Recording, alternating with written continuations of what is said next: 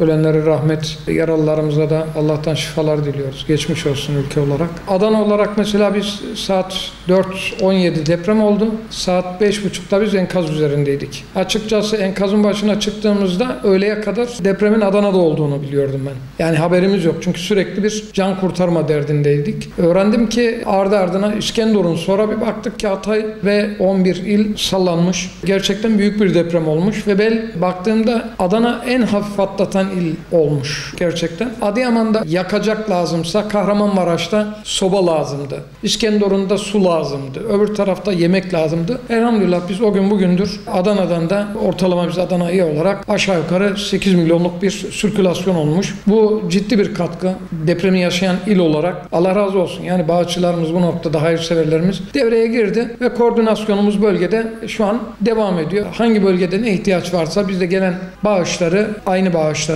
ona göre yönlendirme yapıyoruz. En az bir yıl. En az bir yıl. Niye? Çünkü evler yıkılmış. İnsanlar sokakta, bildiğiniz çadırda, çadırlardan konteynere geçecek. Fakat şöyle bir problem var. İnsanların evi yıkıldı. Yani burada birçok ziynet eşyası kaldı. İşte işinden olanlar var. Hayatını kaybedenler var. Dul kalanlar var. Yetim, öksüz kalan çocuklarımız var. Bunların hepsine baktığımızda bunun maddi ve manevi toparlanması belki çok uzun yıllar alacak. Sivil toplum kuruluşları, yardım organizasyonları en az sahadan bir yıl çekilmemesi gerekiyor. İhtiyaçlar ne dediğimizde, evet insanlar zaten her şeye binayla birlikte gittiği için bir çorap bile ihtiyaç. Dolayısıyla tabandır, monttur, battaniyedir, yataktır. Bunların hepsi tamamen çözülmüş değil. Kısmen yakacak, ısınma, beslenme, hijyen, bunların hepsi ihtiyaç dahilinde. Çünkü insanlar şu an çadırda kalıyor. İnsanların temizlenmesi gerekiyor. Banyoya ihtiyacı var. Şimdi bebekler var. Çocukların süte ihtiyacı vardır, mamaya ihtiyacı vardır, beze ihtiyacı vardır.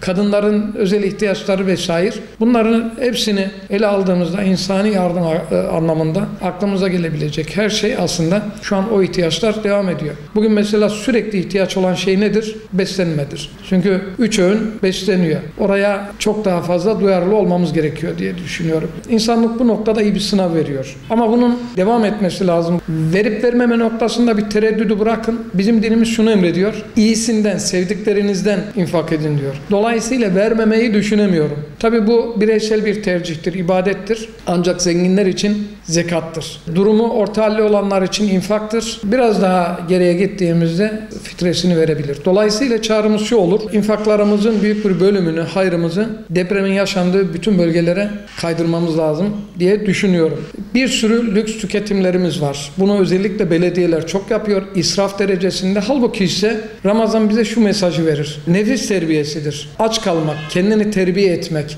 dayanışmak, infak, zekat bu mesajı verirken hele de böyle bir afetin yaşandığının ertesindeki geri sayım başladı. Ramazan'da asla etkinlik yapılmamalı.